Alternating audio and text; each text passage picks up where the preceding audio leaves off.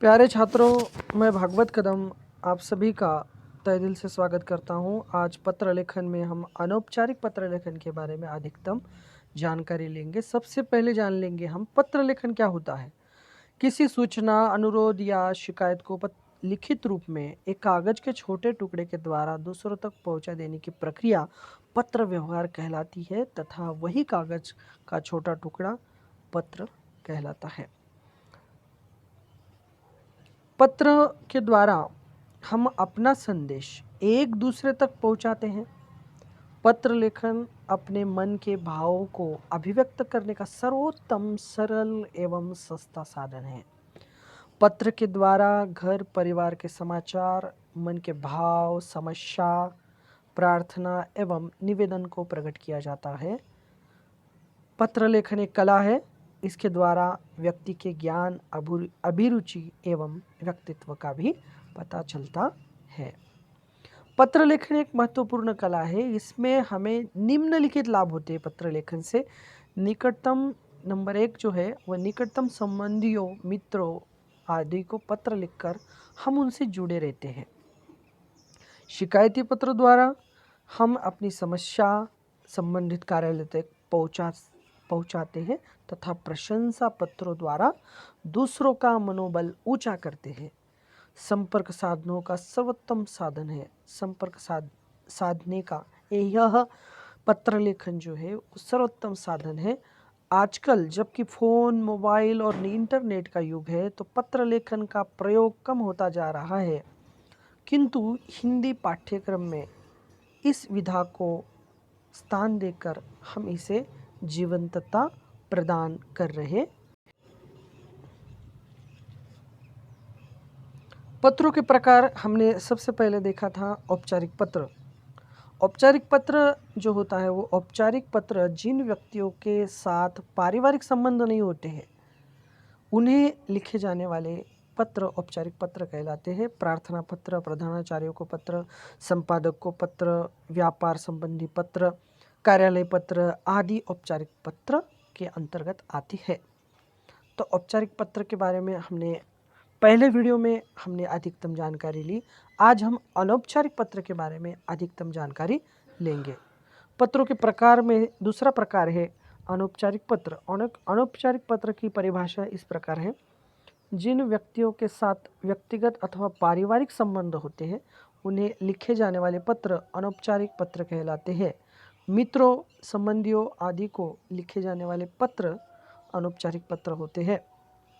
पत्र लेखन में ध्यान देने योग्य बातें। सबसे पहले ध्यान देने योग्य बात जो है वो जिसके लिए पत्र लिखा जाए उसके लिए पद के अनुसार शिष्टाचार पूर्ण शब्दों का प्रयोग करना चाहिए। नंबर 2, पत्र में हृदय के भाव स्पष्ट रूप से व्यक्त होने चाहिए। नंबर 3, पत्र की परिभाषा सरल एवं शिष्ट होनी चाहिए।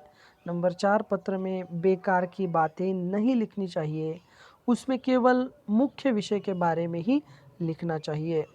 नंबर 5, पत्र में आशय व्यक्त करने के लिए छोटे वाक्यों का प्रयोग करना चाहिए। नंबर 6, पत्र लेखन के पश्चात उसे एक बार अवश्य पढ़ना चाहिए। नंबर 7, पत्र प्राप्तकर्ता की आयु, संबंध, योग्यता आदि को ध्यान में रखते हुए भाषा का प्रयोग करना चाहिए। अनावश्यक विस्तार से बचना चाहिए। नंबर 9, पत्र में लिखी वर्तनी शुद्ध व लेख स्वच्छ होने चाहिए। 10वां नियम है पत्र प्रेषक यानी कि भेजने वाला तथा प्रापक यानी कि प्राप्त करने वाले के नाम, पता आदि स्पष्ट रूप से लिखे होने चाहिए। 11वां नियम है पत्र के विषय से नहीं भटकना चाहिए। पत्र के विषय से नहीं भटकना चाहिए यानी व्यर्थ की बातों का उल्लेख नहीं करना चाहिए। कुछ नियम और भी है, वो नियम देखेंगे। पत्र लिखते समय कुछ नियमों का निर्वाह करना चाहिए यानी कि पालन करना चाहिए।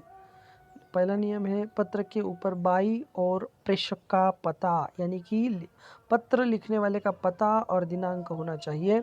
दूसरा नियम है पत्र जिस व्यक्ति को लिखा जा रहा हो, जिसे प्रेषित भी कहते हैं, उसके प्रति संबंध के अनुसार ही समुचित अभिवादन या संबोधन के शब्द लिखने चाहिए।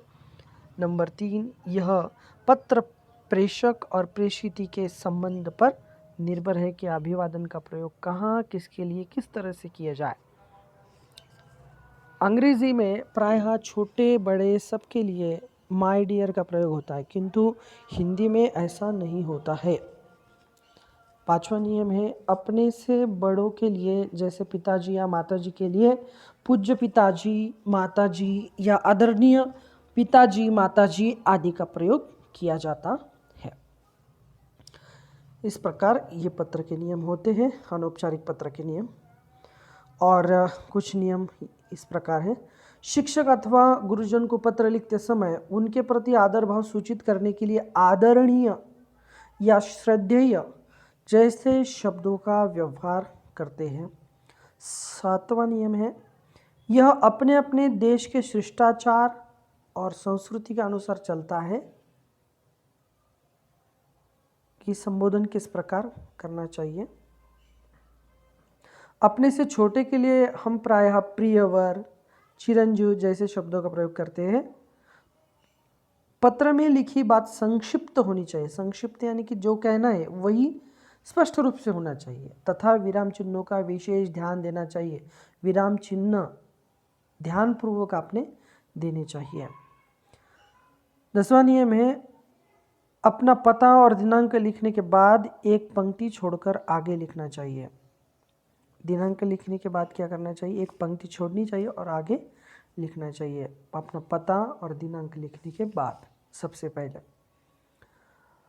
बाद में कक्षा परीक्षा भवन से पत्र लिखते समय नाम के स्थान पर क, ख, ग तथा पते के स्थान पर कक्षा या परीक्षा भवन लिखना चाहिए। अपना नाम नहीं लिखना चाहिए। अगर उसमें नाम और पता दिया गया हो तो आपने वो लिखना चाहिए, लेकिन अगर नहीं दिया है तो अपना खुद का नाम या दूसरा कोई भी पता है वो नहीं लिखना है। सिर्फ आपने पता लिखते समय परीक्षा भवन पते के स्थान पर लिखना चाहिए और अपना नाम के स्थान पर क, ख, ग लिखना चाहिए। परीक्षा में ध्यान देना है, ये इस बात को आपने ध्यानपूर्वक लिखना है। तो सबसे पहले हम अनौपचारिक पत्र लेखन का एक प्रारूप देखेंगे। इस प्रकार आपके सामने पत्र है, देखिए।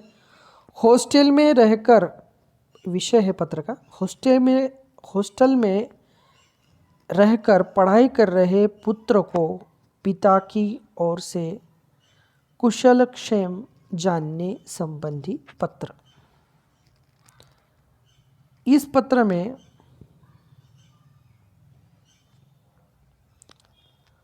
पुत्र को पिता की ओर से कुशलक्षेम, यानी कि यहाँ पर पिता जो है वो पुत्र को पत्र लिख रहा है, वो कैसा है उसकी जानकारी संबंधी ये पत्र लिख रहा है। पिताजी कैसे किस प्रकार अपने बेटे को पत्र लिखते हैं ये हम देखेंगे। सबसे पहले अपना पता होना चाहिए, पत्र भेजने वाले का पता। सबसे पहले पत्र भेजने वाले का यहाँ पर पता है 123 कश्मीरी गेट, दिल्ली। दिनांक 14 मार्च 2020। आप जो भी वर्ष चल रहा है वो आप लिख सकते हैं यहाँ पर। दिनांक सबसे पहले भेजने वाले का, पत्र भेजने वाले का पता सबसे पहले ध्यान में रखना है बच्चों। सबसे पहले पत्र भेजने वाले का पता होना चाहिए और बाद में दिनांक। 2 नंबर की स्टेप हम अनौपचारिक पत्र में देख रहे हैं। और यहाँ पर आप अगर पता नहीं है तो आप मन से भी इधर पता लिख सकते हैं। यहाँ पर पत्र पिताजी लिख रहे हैं अपने पुत्र को, तो यहाँ पर उन्होंने संबोधित किया है, संबोधन का उपयोग किया है। प्रिय राजेश, यह संबोधन है 3 नंबर का संबोधन, प्रिय राजेश। अगर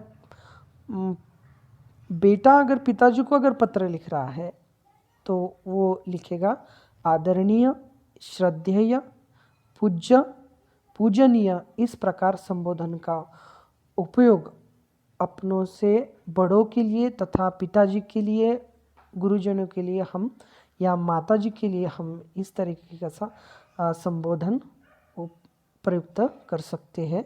यहाँ पर पिताजी अपने बेटे का संबोधन कर रहे हैं, प्रिय राजेश सुखी रहो। यहाँ पर अभिवादन किया है, सुखी रहो। अगर पिताजी को अगर अभिवादन करना है तो हमें लिखना है सादर प्रणाम।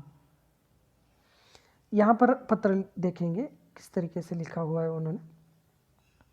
हम सब यहाँ कुशल पूर्वक है और वहाँ पर तुम्हारी कुशलता की कामना करते हैं। तुम्हारा कॉलेज का यह पहला वर्ष है। खूब मन लगाकर पढ़ाई करना। किसी प्रकार की समस्या हो तो हमें सूचित करना। तुमने अपने पिछले पत्र में हमें बताया था कि तुम्हारे कॉलेज में जल्दी ही वार्षिक उत्सव शुरू होने जा रहे हैं। खुशी की सबसे बड़ी बात यह है कि तुम भी कॉलेज के एक सांस्कृतिक कार्यक्रम में भाग ले रहे हो। हमारी भगवान से यही प्रार्थना है कि तुम्हें हर क्षेत्र में सफलता मिले। पढ़ लिख कर तुम एक बड़े अधिकारी बनो, हमारी यही कामना है। इस तरीके से हम विषय वस्तु लिख सकते हैं। 5वीं स्टेप हम यहाँ पर देख रहे हैं। हॉस्टल में यदि किसी प्रकार की दिक्कत अथवा परेशानी हो तो हमें लिखना। समय समय पर अपना हालचाल घर पर पत्र के माध्यम से देते रहा करो। तुम्हारी माँ हर समय तुम्हें याद करती रहती है। तुम्हारी छोटी बहन हर समय पूछती रहती है कि भैया कब आएंगे। मैंने उसे समझा दिया है कि तुम हॉस्टल में रहकर पढ़ाई कर रहे हो, जल्दी ही घर आ जाओगे। राजेश, हम लोगों की तुमसे बहुत आशाएं हैं। उम्मीद करते हैं कि तुम हमारे सपने अवश्य सच करोगे। अपना ख्याल रखना। शुभ कामनाओं सहित, इधर मंगल कामनाएं आप कर सकते हैं। धन्यवाद दूसरे पत्रों में आप लिख सकते हैं। यहाँ पर मंगल कामनाएं की है, शुभ कामनाओं सहित तुम्हारा पिता अजय कुमार। इस तरीके से अभिनिवेदन आप कर सकते हैं। तो इस प्रकार हम अनौपचारिक पत्र जो है वो लिख सकते हैं और 5 अंक आपको मिल सकते हैं। अनौपचारिक पत्र का प्रारूप यानी कि किस प्रकार पत्र लेखन करना है, ये हम दिखा रहे हैं। अनौपचारिक पत्र का प्रारूप। प्रेषक का पता। प्रेषक जो होता है वो लिखने वाला होता है, पत्र लिखने वाला प्रेषक होता है। अगर आप पत्र लिख रहे हो तो आप प्रेषक हो। तो आपका सबसे पहले आपका पता होना चाहिए, बाद में दिनांक होना चाहिए, दिनांक के बाद आप संबोधन लिख सकते हैं। संबोधन यानी किसी मित्र को अगर लिख रहे हैं तो मित्र का नाम लेकर आप बोल सकते हैं कि प्रिय राजेश, प्रिय रमेश, जो भी नाम है वो आप संबोधन लिख सकते हैं। अगर आपने पिताजी को पत्र लिख रहे हैं तो पूजनीय पिताजी, या माताजी को पत्र लिख रहे हैं तो पूज्य माताजी, आप इस तरीके से लिख सकते हैं। अभिवादन में आप लिख सकते हैं माताजी या पिताजी को आप लिख सकते हैं सादर प्रणाम, या मित्र अगर है तो उसको नमस्ते आप बोल सकते हैं। अभिवादन करने यानी कि नमस्ते करना है आपको। पहला अनुच्छेद जो है वो कुशलक्षेम जानने के लिए हम इस तरह से पत्र को लिख सकते हैं। दूसरा अनुच्छेद विषय वस्तु जो होती है, जिसके बारे में, जिस विषय के बारे में हम पत्र लिख रहे हैं, वो दूसरा अनुच्छेद आप लिख सकते हैं। तीसरा अनुच्छेद पत्र की समाप्ति करनी है। सरल और स्पष्ट शब्दों में पत्र की समाप्ति करनी है। पत्र सरल स्पष्ट शब्दों में लिखना चाहिए। प्रापक के साथ प्रेषक का संबंध। प्रापक यानी कि पत्र प्राप्त करने वाला जो होता है उसके साथ क्या संबंध है पत्र लिखने वाले का, वो संबंध लिखना है। जैसे कि आप अगर पिताजी को लिख रहे हैं तो आपका बेटा आप इधर यहाँ पर लिख सकते हैं। आप अगर अपने मित्र को लिख रहे हैं तो तुम्हारा मित्र, इस तरीके से आप यहाँ पर संबंध लिख सकते हैं और नीचे लिख सकते हैं प्रेषक का नाम, यानी कि पत्र लिखने वाले का नाम। तो इस तरीके से हम अनौपचारिक पत्र का प्रारूप देख सकते हैं। अनौपचारिक पत्र का वही प्रारूप है। शीर्ष भाग, सबसे पहले 3 भाग होते हैं अनौपचारिक पत्र के। तो सबसे पहला भाग होता है शीर्ष भाग, जिसमें प्रेषक का पता, दिनांक, संबोधन, अभिवादन आता है। दूसरे भाग में पहला अनुच्छेद, दूसरा अनुच्छेद और तीसरा अनुच्छेद आता है। और पत्र समाप्ति जब करते तब अधोभाग, यानी कि 3 भाग होते हैं। प्रापक के साथ प्रेषक का संबंध और प्रेषक का नाम लिखना होता है। तो यहाँ पर हम देखेंगे कि जिसे पत्र लिखना है उसके लिए क्या संबोधन होना चाहिए, क्या अभिवादन होना चाहिए, क्या अभिनिवेदन क्या होना चाहिए, ये हम आज इस टेबल से देखेंगे। अपने से बड़े आदरणीय निकट संबंधियों को माता पिता, गुरु, बड़े भाई, बड़ी बहन आदि को संबोधन हम लिख सकते हैं पूजनीय, पूज्य, परम पूज्य, आदरणीय, मान्यवर या श्रद्धेय, इस तरीके से हम संबोधन लिख सकते हैं। अभिवादन, अगर उनको प्रणाम कहना है आपको, तो आप बड़ों के लिए, अपने गुरु के लिए, अपने पिताजी के लिए, अपने माताजी के लिए, बड़े भाई के लिए, बड़ी बहन के लिए लिखना चाहते हैं तो उसमें लिखना है प्रणाम, नमस्कार, नमस्ते, चरण वंदना या चरण स्पर्श, इस तरीके से या सादर प्रणाम आप लिख सकते हैं। अभिनिवेदन, यानी कि पत्र की समाप्ति में आप लिख सकते हैं आपका कृपाभिलाषी, स्नेह का पात्र या स्नेह पात्र या दया अभिलाषी, इस तरीके से अभिनिवेदन कर सकते हैं। माताजी पिताजी के लिए भी लिख सकते हैं आपका बेटा, आपका पुत्र, आपकी पुत्री, इस तरीके से आप लिख सकते हैं। अभिनिवेदन इस तरीके से लिख सकते हैं। अगर आप बराबरी वालों को अगर पत्र लिख रहे हैं, सहेली को पत्र लिख रहे हैं, मित्र को पत्र लिख रहे हैं, सहपाठी को पत्र लिख रहे हैं, तो उनके लिए संबोधन लिखना है प्रिय मित्र, प्रिय सखी, मित्रवर, बंधुवर या प्रियवर, इस तरीके से आप संबोधन लिख सकते हैं पत्र में। और अभिवादन आप इस तरीके से कर सकते हैं जय हिंद, नमस्ते या जय भारत, इस तरीके से आप अभिवादन भी लिख सकते हैं। अभिनिवेदन इस प्रकार लिख सकते हैं कि अगर किसी के मित्र है और मित्र को अगर पत्र लिख रहे हैं तो आप लिख सकते हैं आपका मित्र, तुम्हारी या तुम्हारा स्नेही या तुम्हारी सखी। अगर किसी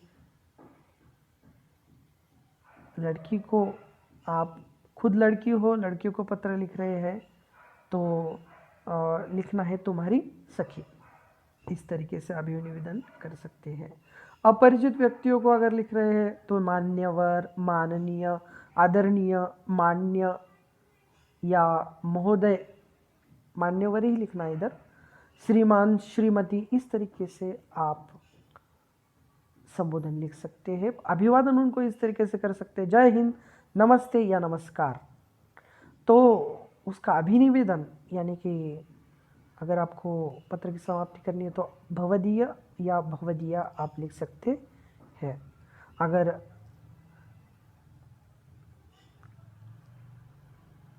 लड़का है तो भवदीय लिखना है, अगर लड़की है तो भवदीया लिखना है। कृपाकांक्षी लिख सकते हैं। ये जो है ये हम इसको, जो अपरिचित व्यक्ति होते हैं इनके लिए हम इस प्रकार लिख सकते हैं। अपने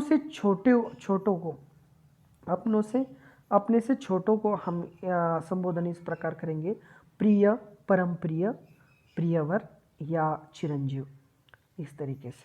अभिवादन हम लिख सकते हैं शुभाशीर्वाद। अगर छोटा है आपका भाई, जो है आपका भाई छोटा है तो हम उसको लिख सकते हैं प्रिय, अगर उसका नाम अगर राकेश है तो प्रिय राकेश, शुभाशीर्वाद। अभिवादन इस प्रकार कर सकते हैं सुखी रहो, खुश रहो, शुभाशीष, आनंदित रहो या प्रसन्न रहो, इस तरीके से आप अभिवादन कर सकते हैं। अभिनिवेदन इस प्रकार कर सकते हैं, पत्र की समाप्ति इस प्रकार कर सकते हैं। आपसे अगर छोटा है कोई तो शुभचिंतक, तुम्हारा शुभचिंतक। शुभाभिलाषी, हितैषी, तुम्हारा हितैषी, तुम्हारा हितेच्छुक या तुम्हारा हितचिंतक। इस प्रकार हम पत्र की समाप्ति अपने छोटों के लिए कर सकते हैं। तो इस प्रकार हम एक उदाहरण देखेंगे अनौपचारिक पत्र का। अपने, यहाँ पर विषय दिया गया है पत्र का, अपने मित्रों को ग्रीष्मावकाश साथ बिताने के लिए निमंत्रण पत्र। तो इस प्रकार है इस पत्र, ये पत्र हम इस प्रकार लिख सकते हैं। 220 रामनगर उत्तराखंड, दिनांक 24 मार्च 2020। प्रिय मित्र सुभाष, सप्रेम नमस्ते। मित्र को लिख रहे हैं, बराबरी वाला है, इसलिए हम क्या कहते हैं उसको, सप्रेम नमस्ते। कल शाम तुम्हारा स्नेह पूर्ण पत्र मिला। मुझे यह जानकर अत्यधिक प्रसन्नता हुई कि तुमने अपनी कक्षा में सर्वाधिक अंक प्राप्त कर स्वर्ण पदक जीता है। कल ही मेरा भी परीक्षा परिणाम घोषित हुआ था। मैंने अपनी कक्षा में द्वितीय स्थान प्राप्त किया है। जैसा कि तुम जानते हो, स्कूल में प्रत्येक वर्ष गर्मियों की छुट्टी पड़ती है। हमारा विद्यालय भी 10 मई से 15 जुलाई तक के लिए बंद हो रहा है। तुम्हारा स्कूल भी इस दौरान बंद रहेगा। मैं चाहता हूँ कि छुट्टियों के दौरान एक सप्ताह के लिए तुम उत्तराखंड आ जाओ। 1-2 दिन यहाँ रहकर हरिद्वार और ऋषिकेश चलेंगे। इन दिनों यहाँ मौसम काफ़ी अच्छा होता है। मेरे चाचा जी आजकल हरिद्वार में ही हैं, अतः कोई परेशानी नहीं होगी। तुम अपने घर पर अपने माता व पिता जी से विचार विमर्श करके अपने आने के कार्यक्रम की जल्द ही सूचना देना। पत्रोत्तर की प्रतीक्षा में, तुम्हारा परम मित्र, या तुम्हारा मित्र भी लिख सकते हैं। तुम्हारा मित्र, आपका नाम यहाँ पर आप लिख सकते हैं। जन्मदिन पर मामा जी द्वारा भेजे गए उपहार के लिए धन्यवाद देते हुए पत्र। यहाँ पर सबसे पहले अपना पता होना चाहिए, यानी कि जो पत्र लिखता है उसका सबसे पहले पता होना चाहिए, बाद में दिनांक। राजीव नगर, भलसवा गांव, दिल्ली, दिनांक 21 जुलाई 2020। आदरणीय मामा जी, सादर चरण स्पर्श। आज सुबह आपके द्वारा भेजी गई सुंदर सी घड़ी पाकर मुझे अत्यंत खुशी हुई। आपने सदैव मुझे समय का सदुपयोग करने और आगे बढ़ने की प्रेरणा दी है। मामा जी, यह उपकार मेरे वर्तमान और भविष्य दोनों के लिए ही सुखकर हैं, क्योंकि जो निश्चित समय तालिका बनाकर उस पर दृढ़ता से चलते हैं वे ही जीवन में सफलता प्राप्त करते हैं। मैं आपको विश्वास दिलाता हूँ कि मैं हर कार्य समय पर करूँगा। घड़ी इतनी आकर्षक और सुंदर है कि घर में सबने इसकी सराहना की है। हालांकि जन्मदिन पर आपकी अनुपस्थिति मुझे बहुत खल रही थी, परंतु अब घड़ी के साथ मिला आपका पत्र पढ़कर मैं आपकी परेशानी से अवगत हो गया हूँ। अब आपका स्वास्थ्य कैसा है? माताजी को आपके स्वास्थ्य की बहुत चिंता है। ईश्वर आपको शीघ्र स्वास्थ्य लाभ प्रदान करे। इतने सुंदर और आकर्षक उपहार के लिए एक बार पुनः मैं आपका हार्दिक धन्यवाद करता हूँ। आपका भांजा जितेंद्र। तो इस प्रकार आप पत्र, अनौपचारिक पत्र लिख सकते हैं। सुंदर से शब्दों में, संक्षेप में, सरल शब्दों में लिख सकते हैं बच्चों। तो आज के लिए इतना ही। बहुत बहुत धन्यवाद बच्चों।